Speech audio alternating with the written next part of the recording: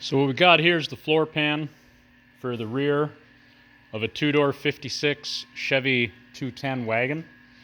We've eliminated the spare tire holder. We're going to shove our spare tire under the car and crank it up underneath the way they do it in a modern vehicle today, like a modern truck. We've got the smaller size hole punch holes all the way around both sides and the bottom. We haven't done anything to the top yet, but we put a flange in it. So basically we put a Z in it for strength. And we're going to have to see where we're going to line this up after. But there's going to be a piece that'll slide in there. We're going to have to make at a later time. So right now what we got to do is weld this in all the way around. We also have some holes done up so we can do rosette welds from the top, because we don't want to have the floor bouncing off the frame. And they had just a few holes, you know, in the original stuff, so we've gone beyond that. Now this is a little tricky. Now to trace out all the frame, what we did is we flipped it over and had it inside the car. We went under the car with a light. We traced out all the framing so we know our holes will be hidden from underneath the car. So this is going to complete the floor of this car, because this car has a brand new Dynacorn full floor from the toe boards all the way back up over the seat, right up where it'll join underneath this. Now we have some framing, which I'll show you in a second, in the car, and we marked that here. There's these little dips that come down and the shock bolts in the one side, and back under this gap here we have where the gas tank straps hook in, and then they bolt into the back here. So let's go show you that. But before we do, actually, this is 18 gauge, it's pretty stiff. Now the way we got this to go real precise, we took a smaller grinder, not a big electric one, and we just drew like a scored line so that it would control the bends, because we want this as sharp as possible. And when I flip it over, you'll see that the holes will look factory-ish. Let's go for factory-ish. But that's our floor. So let's go have a look at the car. And you can see right here, there's two pockets. And we don't want our square to go all the way back. We have that little wall, that little triangle, which is going to close that off so junk can't come up in through the back and get into the car. And where our little lap weld is, or our lap bend across the front, that's going to go up here. And we're going to have to put a rod inside there to take up whatever gap is in there, because we know that won't be as precise as the floor, and we do want the floor level and straight and good looking, because even if you were a little off, this is going to be insulated. There's likely going to be some kind of a board with a carpet on it, or maybe just insulation and carpet, but at any rate, you don't want it all wavy. You want it as straight as possible. So these are part of the original frame. This was under the car. So was this bar across here and this piece here. This one is a 1x1 tube that we added in. We welded it right to this piece. Now right in the middle here is where we're going to attach some sort of plate at a later time so we can have a spare tire lift under the car, because we don't want to dump it in through the floor. He's likely going to have some nice mags and stuff, and he figured he'd buy 5. So, you know, we'll go with it. Now you can see here where we had cut through and welded this back on. We weren't originally going to keep any of this framing, but the reason we decided to put it back in, I welded those back on. If you look right here, this is where a carriage bolt comes through and drops, and that holds the back of the gas tank strap. And if you come up here, you'll see those two slices there. That's where the front hooks in. So it basically drops down, comes up, and squashes up against this rail, which had to be narrower than the rest of the frame.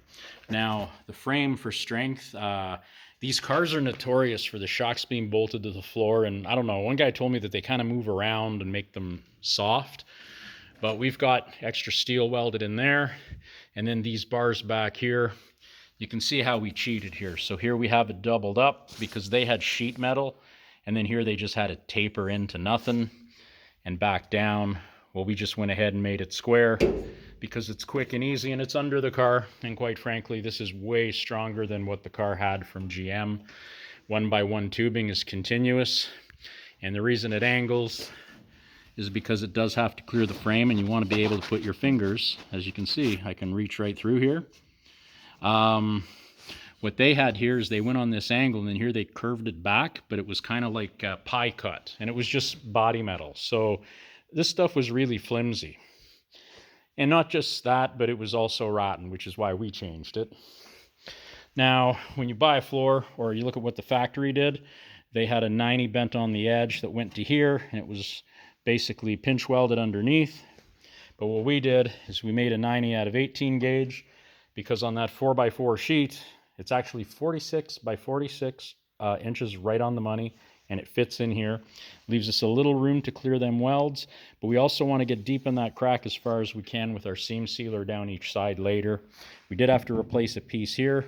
We did it in one piece all the way up. A little warpage right here, but that goes under interior. We're not going to worry about it. We do have to grind that off and flush it out. We also had to fix up here, and we did that on both sides. Now, the reason they get little pinholes and stuff up there, some of the front piece, half of it is like an inner and an outer wheelhouse in one, and at the back they just sort of have some square junky metal, and then they got that thing attached to it that you see down in there. But they basically just weld it up from underneath to this, and basically you have two plates. They're kind of loose, all the dirt gets in there.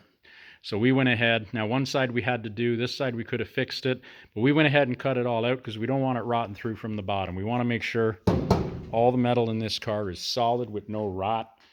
We're not being super particular with the car, as in it's a driver, but we want zero rot. The car's going to pretty much last forever because this won't be winter driven. And, you know, it'll be clean, but it's going to be a real nice driver. I mean, it'll go to a lot of car shows, but this ain't going to SEMA or Autorama. This is going to the local shows and stuff like that, and Cars and Coffee, right? So a nice driver, as clean as we can get it. So let me throw the floor in, and we'll show you that. All right, so here's what we got. You can see now what I mean by those triangles. So again, to make those shapes, we just drew them out, we thought it through, we left the lip that we can weld down inside the pocket, and that triangle at the back that we left on will close everything up so dirt can't come in. The big hole you see in the square washers where the shock bolts through. Now, we can weld this all in all the way around, but inside, and we'll go slow so we don't get a bunch of warping up around. We did make a hole on each corner just to go into that frame and make it solid. Down through here, we didn't put a gazillion holes because we're going to weld around that edge. And we're probably just going to put like a few, not tacks, but like a few, maybe like what looks like 3 tacks. So a series of small worms inside, because this is 18 gauge steel, and that stuff in there is thick, whatever it is. But that fits in, as you can see, pretty tight. And so does that one. And if you stand back and look at it, here we got a car with a brand new full floor in it. There's dirt and grinding dust because, you know, we got to clean, but you can see the effect. Like, you'll have your brand new black floor and your brand new floor pan in the back. And I mean, it looks every bit as decent as stock. So we drilled our holes through from the top side, so we got a little burring here. We are going to take our little grinder, which we have sitting right there on the hose, and we're just gonna, you know, knock these off, and we're basically just gonna plug weld them. Now, we use the smaller holes. Now, you have a few different hole punch sizes. I've got one that's bigger, and basically it matches the bigger welds that would have been on that car, so more 60s. But in the 50s, the welds are very small, almost like 2 points. So, you know, I always call them pen welds, but I don't know what they're called. They're just spot welds, but they're smaller. But the other hole punch I have makes these smaller holes. So the key here is to put weight here and push it down fairly snug. The primer that you see through the holes weld through, so we don't care about that. But if you use like a regular primer or something else, you'd have to go in here with a bit and clean those all out now. So we don't have to do that. But what I am going to do, we're definitely going to run B.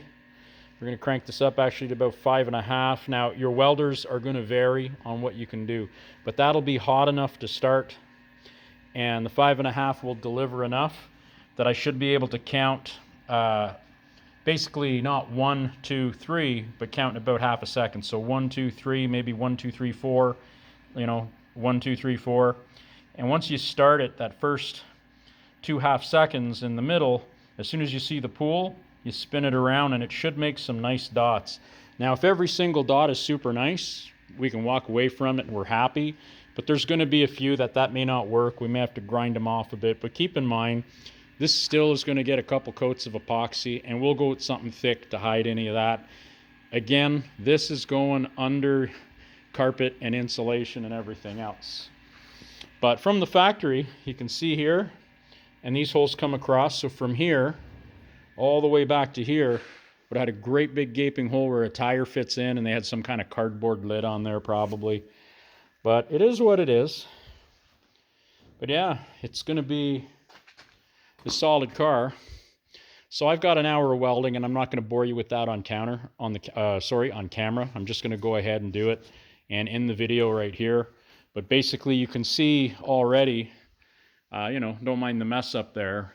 But the firewall's good. We repaired our toe boards. We've got a brand new floor from that all the way back to this edge. And then we've got a brand new floor all the way back. Anything rotten has been cut out of this car. So the whole bottom of this car, when you put this up on a hoist, this is a brand new car underneath.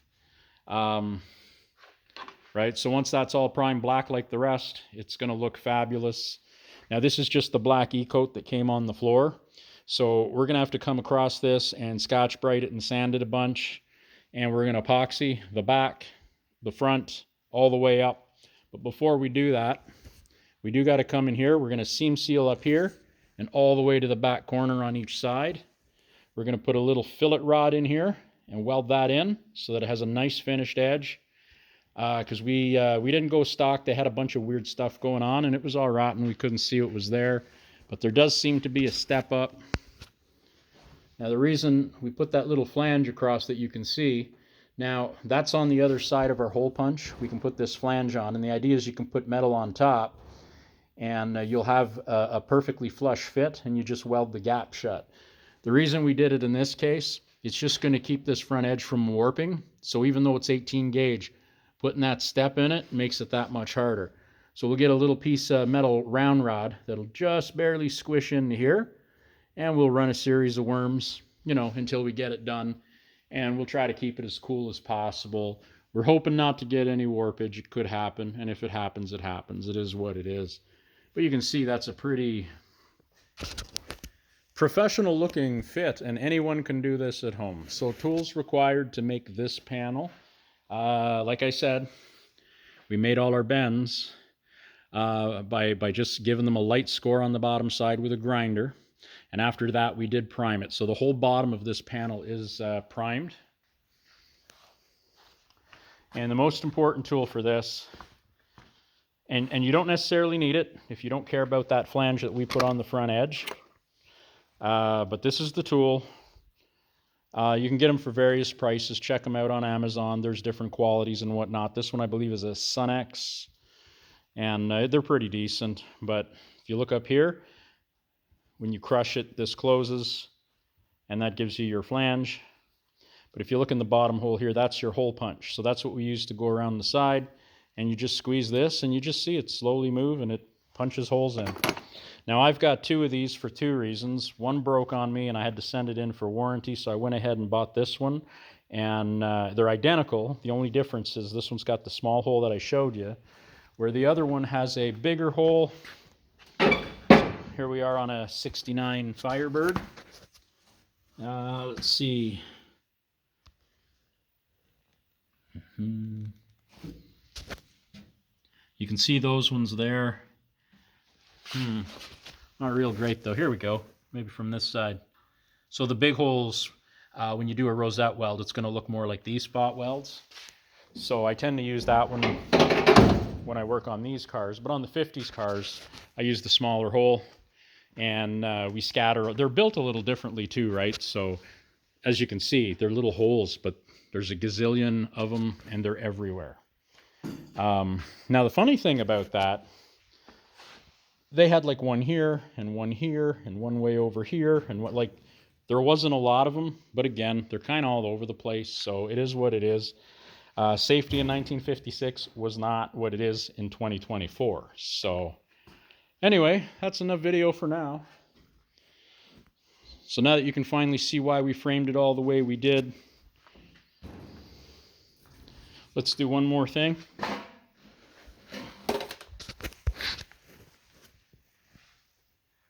See the new black floor. You can see our shock pockets, all the framing. Now the bottom side of that beam is rusty. That's going to get sandblasted because we're lifting this body off one more time. After all the body works, or all the metal work is done, we're going to come back in here and sandblast, clean some of that up, backside up in here, you know, as best as we can, so that we can epoxy it all shut. And basically, you know, do as much work as we can on this car to make it last.